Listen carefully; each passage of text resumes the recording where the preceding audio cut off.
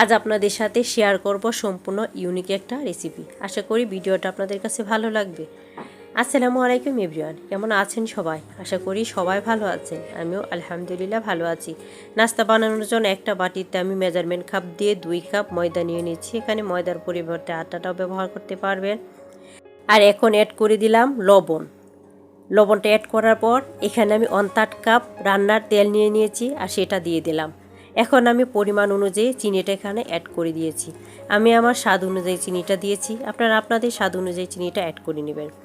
এখানে দিয়ে দিলাম 1 টেবিল চামচ কালো জিরা আর দিয়ে দিয়েছি 1 চা চামচ বেকিং সোডা। সবগুলো উপকরণ ভালো করে মিক্স করে নিব।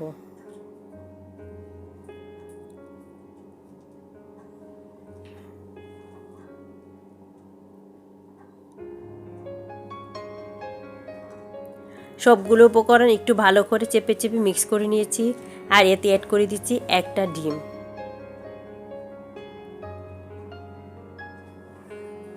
ডিমটা আমি ফ্রিজ থেকে বের করে রেখেছিলাম আর আধা ঘন্টা পরে আমি ডিমটা ব্যবহার করেছি।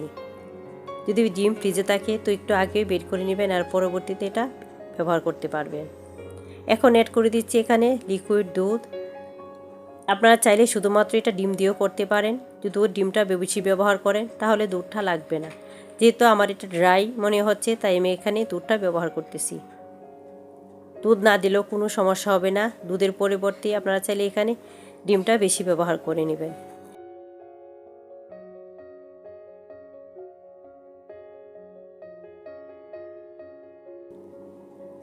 পারফেক্টভাবে ডোটা তৈরি করে এখন আমি এটা রেস্টে রেখে দিব কিছু সময়ের জন্য, যাতে করে আমার সবগুলো উপকরণ সেট হয়ে যায়। আপনারা যদি এটা 10 মিনিট রেখে দেন তাহলে দেখবেন এটা পুরোপুরি সেট হয়ে যাবে। এখন আমি এটা ঢেকে রেখে দিব 10 মিনিটের জন্য। আমি যে দুধটা ব্যবহার করেছি দেখেন এখানে দুধ কিন্তু বেশি লাগে না, অল্প একটু দুধই লেগেছে।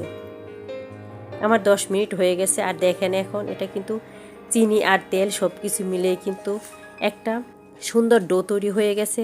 একেবারে স্মুথ একটা ডো তৈরি হয়ে গেছে। আর এখন এটা আমি একটু মুতে নিব, এরপর আমি নাস্তাটা বানিয়ে নেব। যত কম পারেন চেষ্টা করবেন ময়দাটা ব্যবহার না করতে, আর যদি একান্তই দরকার হয় তাহলে একটু ময়দা ব্যবহার করে নেবেন। আমি একটু সময় নিয়ে এটাকে মুতে নিয়েছি আর মুতে নেওয়ার পর ছোটো ছোটো লেচি করে নিচ্ছি।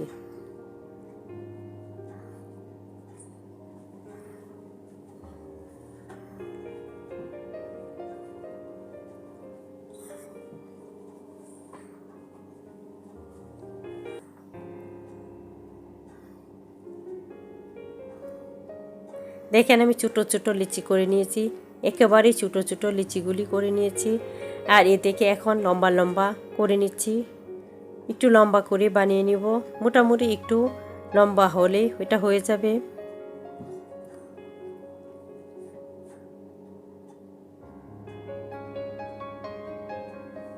তো সবগুলি আমি চেষ্টা করতেছি একটু মোটামুটি এক সাইজ বানানোর জন্য। আপনারা চাইলে এটা বেশি লম্বা করে বানিয়ে এরপর কেটে নিতে পারেন। তো আমি ছোটো ছোটো করে বানিয়ে নিলাম আর এখন আমি নাস্তাটাও তৈরি করে নিচ্ছি। তো একটু খেয়াল করেন, এটা অনেক সহজ, আপনারাও পেরে যাবেন। দেখতে অনেকটা মুরগির পায়ের মতো লাগছে, তাই না?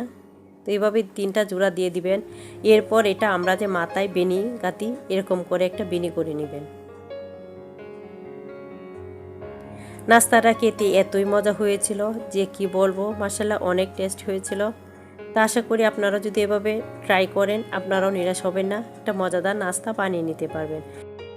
আর এভাবে বানিয়ে 1 সপ্তাহ পর্যন্ত রেখে খেতে পারবেন, কোনো প্রকার নষ্ট হবে না। তো আমি একটা বানিয়ে নিয়েছি, আরেকটা আমি আপনাদেরকে বানিয়ে দেখিয়ে দিব।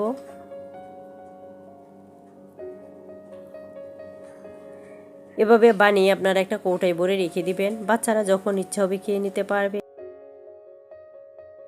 অতিথি আপ্যায়নও এটা করে নিতে পারেন বা চায়ের সাথেও কিন্তু এটা দারুণ জমে যায়।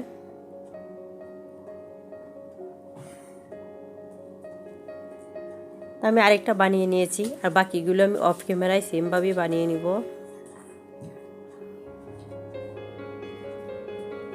ভিডিওটা যদি ভালো লাগে চ্যানেলটা সাবস্ক্রাইব করে পাশে থেকে যাবেন, পাশে থাকা বেল আইকনটা প্রেস করে দিবেন। এতে করে প্রথম নোটিফিকেশনটা আপনার কাছেই চলে যাবে। যখন ইচ্ছা হবে তখনই ভিডিওটা দেখে নিতে পারবেন। যদি বেশি ভালো লাগে তাহলে ফ্রেন্ড ও ফ্যামিলির সাথে শেয়ার করবেন, আর একটা লাইক দিতে ভুলবেন না। আমি সবগুলি বানিয়ে নিয়েছি, এখন আমি এগুলি ভেজে নেব। এখানে আমি তেলটা অফ ক্যামেরা বসিয়ে দিয়েছিলাম, আর তেলটা আমি কিন্তু পুরোপুরি গরম করি নাই, মোটামুটি গরম হয়েছে। এ পর্যায়ে আমি পিঠাগুলি দিয়ে দিচ্ছি।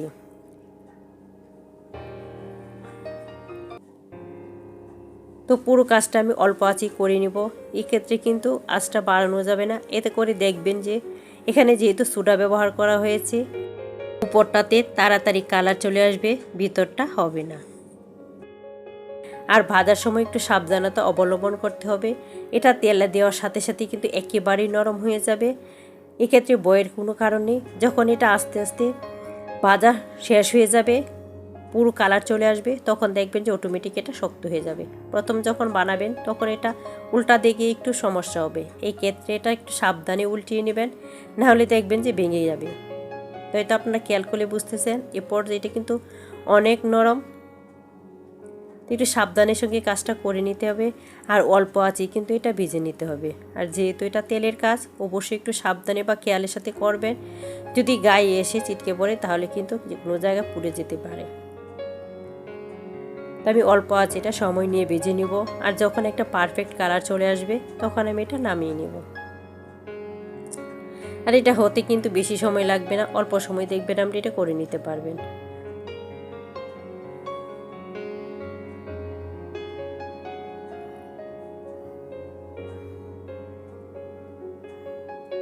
দেখেন আমি এটাকে উল্টিয়ে পাল্টিয়ে নিচ্ছি, আর একটু সাবধানের সাথে কিন্তু কাজটা করে নিতে হবে। দেখেন একটা কিন্তু ভেঙে গিয়েছে, যেহেতু এটা অনেক নরম, এক্ষেত্রে কিন্তু একটু ভেঙে যাবে, তাই বলছি একটু সাবধানে কাজটা করে নেবেন। তো দেখেন একটা সুন্দর কালার চলে আসছে, আর এটা নামানোর পরে কিন্তু আরেকটু কালার চলে আসবে। এখন আমি সবগুলো এক এক করে নামিয়ে নিচ্ছি। প্লেটে আমি একটা টিস্যু দিয়ে নিচ্ছি, যাতে করে এক্সট্রা যে তেলটা সেটা ঝরে যায়।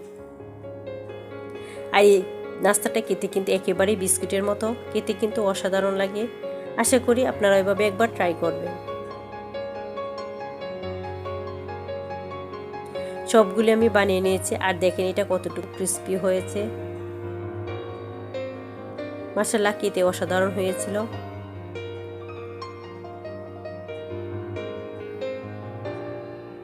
আমি একটা ভেঙেও আপনাদের দেখিয়ে দিলাম যে বিস্কিটটা আমার বা নাস্তাটা আমার কেমন হয়েছে, বা পিঠাও বলতে পারেন।